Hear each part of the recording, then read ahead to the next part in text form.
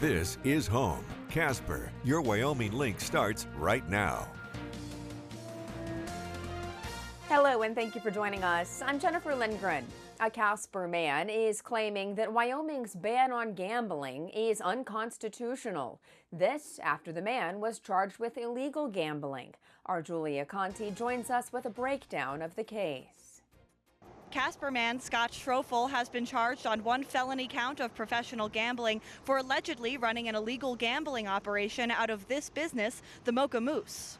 After being busted for allegedly taking bets and cashing out gambling winnings for customers out of several businesses, Schroeffel is challenging the law that led to his charges, claiming the terms around Wyoming's gambling ban are unconstitutionally vague. Court documents report the following. In June of 2023, a woman made a call to the Wyoming Gambling Commission office to make a complaint that alleged the Mocha Moose refused to pay out her son, who won around $7,000 playing the sweepstakes games at the business. This information put the Mocha Moose on the Wyoming Gaming Commission office's radar, who then sent in a special agent to scope out the operation. After digital and in-person searches, it was quickly discovered that illegal gambling activity was happening at the business under the guise of raffles and sweepstakes. This is how the gambling operation went down, according to the affidavit. Customers would pull up to the drive-thru window at the shop and put cash into an existing account, which was then placed into an online account by an employee. There were over 1,000 of these accounts. The customer would then play one of several games offered on the gambling website used for the operation, and if they won, they'd return to the Mocha Moose for their payout. The case has sparked discussion surrounding gambling in the Cowboy State, as many locals have expressed support for Schroeffel, empathizing with him and expressing confusion regarding Wyoming's current gambling laws, which allows gambling on horse races styled in the likeness of actual slot machines. Many people seem to be in agreement with Schroeffel's claim that Wyoming's gambling laws are unconstitutional, confusing, and unfair. Julia Conti, your Wyoming Link, Casper.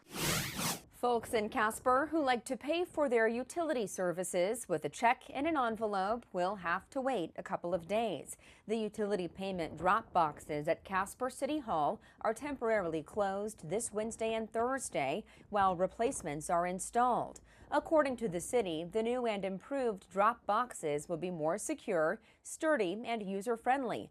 They're expected to be available for use on Friday, February 28th. This week is National Invasive Species Awareness Week, and efforts are underway to deal with some invasive species of plants and animals here in Wyoming. Our Duncan Cowan joins us now with an update and shares some advice from Game and Fish on how you can help. February 24th through 28th is Invasive Species Awareness Week, and in recognition, the Bureau of Land Management is sharing an update on the progress of the first year of their partnership with the University of Wyoming and Intermountain West joint venture to manage the invasive weed cheatgrass. Two priorities that we're having is to try to do some post-fire treatment to try to minimize the amount of cheatgrass that comes in post-fires. Also, we've been trying to take a look at where do we have minimal infestations, but that we could still save that ecosystem. In the first year of work, the BLM team covered 20,000 acres of land collecting data to help inform cheatgrass management plans for a variety of agencies. Cheatgrass isn't the only invasive species concern in Wyoming, though. Wyoming Game and Fish have their own programs to help keep our waterways free of many of the aquatic invasive species that threaten Wyoming's wildlife. March 1 to April 30, we try to run check stations across the state that allows for an easy drain, clean, dry, whether it be a fly rod, your fishing waders, or your entire boat. Make sure that it's dry, make sure that it's clean. Many invasive species can be in just the tiniest bit of standing water. Something like an invasive grass that takes over native grass, then takes over that natural forage for wildlife. And so you're just reducing quality habitat for all of the things that make Wyoming wonderful. Duncan Cowan, your Wyoming Link, Casper. A piece of legislation that would preserve Wyoming fishing spots by regulating commercial fishing guides is now close to the governor's desk. Today, our Eric V. Hill breaks down the debate and the amendments to House Bill 5. Here at the Capitol, House Bill number 5, a bill that would regulate commercial fishing guides in the state, is now closer to the governor's desk.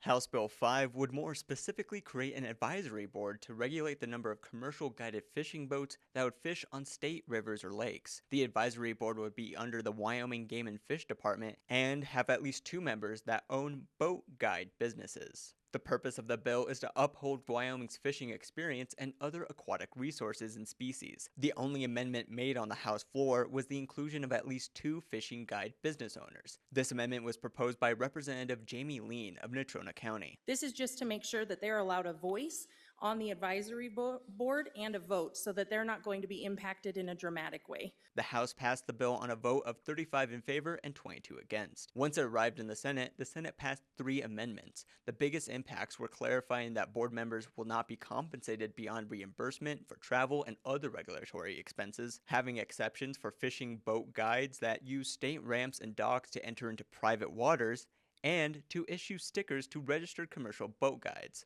This private land amendment was made by Senator Bill Landon, who sought to represent private landowners in his own district. The Senate passed the bill on a vote of 19 in favor and 11 against. The House accepted the amendments made by the Senate, and now the bill is sitting on Governor Gordon's desk for his decision. Eric Vigil, your Wyoming Link, Cheyenne. 70 Wyoming classrooms are participating in the Wyoming Game and Fish's Trout in the Classroom program. This week, the students released their small fish, or fry, from their newborn home where they were hatched as eggs into the main tank. In a few months, the trout will be released into the wild at approved locations under the supervision of the Department of Game and Fish. If you're an outdoor enthusiast, recreationist, or just someone who appreciates the natural and scenic landscapes of Wyoming, the Bureau of Land Management is urging you to help combat illegal dumping. We begin today's trip around Wyoming by telling you how. You can help prevent illegal dumping by reporting it and using nearby landfills or recycling centers that accept a variety of materials. According to the BLM, multiple reports of illegal dumping, including hazardous materials, have occurred around the state recently, putting local users, wildlife, and natural resources at risk. It also puts significant cleanup costs on taxpayers.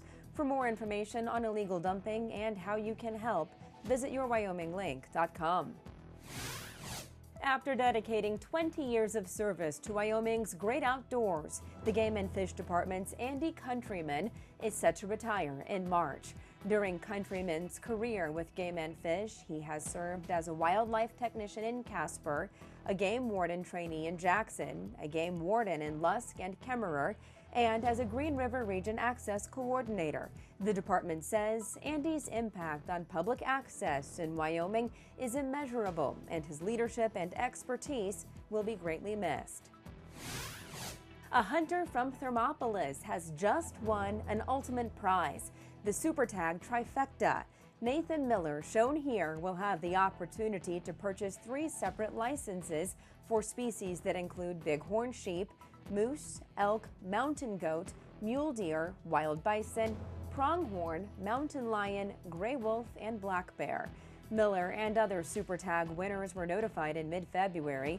This raffle program raised a record $2 million for game and fish conservation funds. You can learn more on our website. And that wraps up today's trip around Wyoming. Attention travelers, if you are near the Ten Sleep area, the Wyoming Bureau of Land Management shared on Facebook Wednesday afternoon that smoke may be visible for the next couple of days.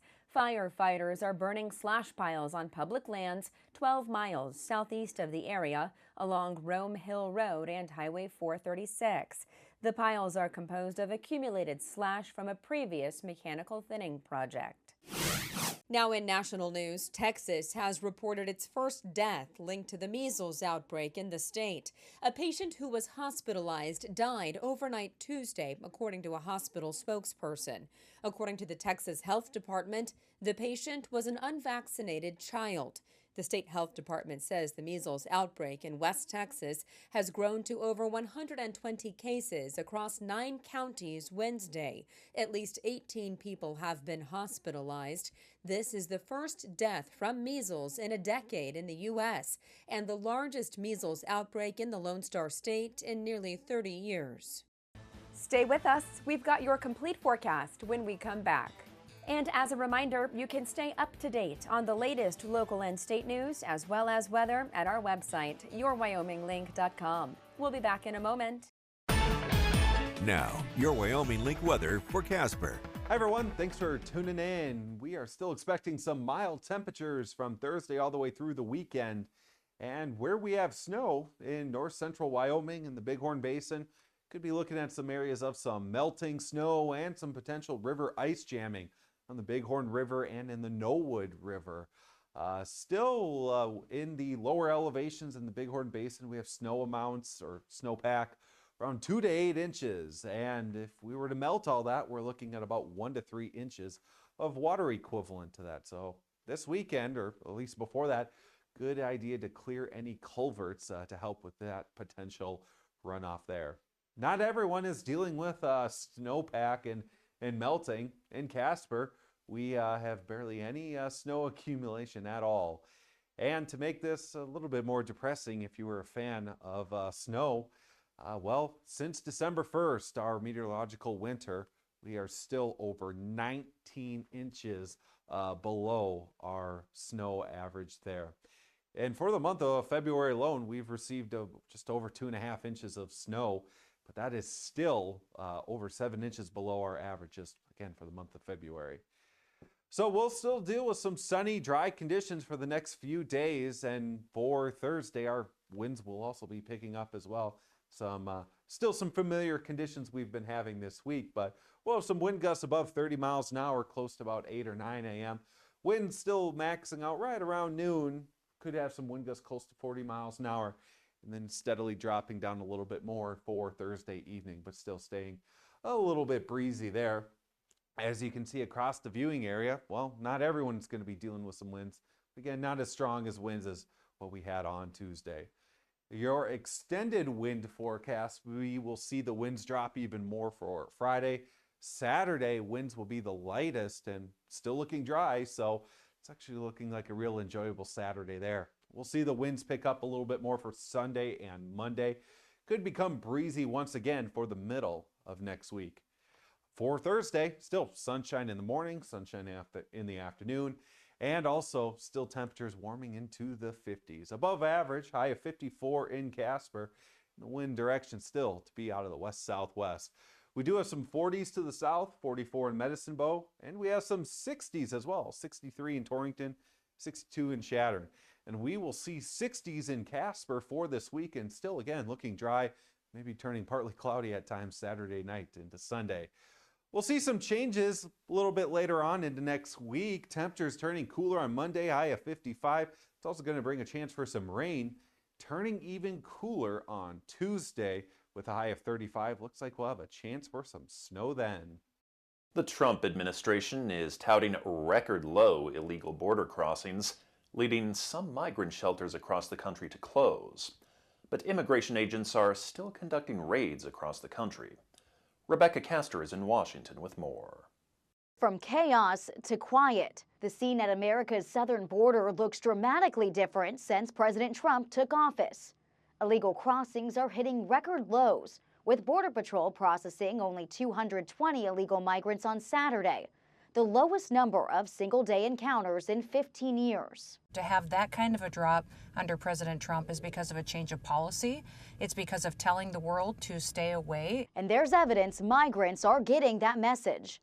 The Associated Press reports migrants, mostly from Venezuela and Colombia, turned around amid the crackdown on asylum claims. Under the Trump administration, our country will not be turned into a dumping ground. From California to New York, migrant shelters are closing due to a substantial decrease in need, including the Roosevelt Hotel, the largest migrant shelter in New York City. We're able to announce the closure of this site and help even more asylum seekers take the next steps in their journeys while simultaneously saving taxpayers millions of dollars. Meanwhile, ICE continues to target criminal migrants, arresting 90 people outside Houston, Texas Monday. Migrants with violent criminal histories are being sent to Guantanamo Bay, where Defense Secretary Pete Hegseth visited today. I'm not going to be satisfied until every criminal alien gang member, every criminal alien, every Trenda Agua is eradicated from this country. The Army says roughly 120 migrants sent to Gitmo have already been deported, while 17 high-threat criminals are still being held there. In Washington, Rebecca Castor, Fox News. There is some resistance to the immigrant raids and deportations. As Jonathan Hunt reports, activists in Southern California are posting information about agents online and interfering with operations. Across the country, law enforcement officials have watched as activists have staged large anti-ICE protests. They've expressed frustration at leaks about upcoming raids, giving time for activists to show up, as they did here in Aurora, Colorado, and warn potential targets. But the latest form of protest is prompting outright anger among officials. Flyers apparently posted in the Los Angeles area claiming to show the identities and phone numbers of some of the agents involved in raids, and reading in part, quote, ICE and HSI racially terrorize and criminalize entire communities with their policies.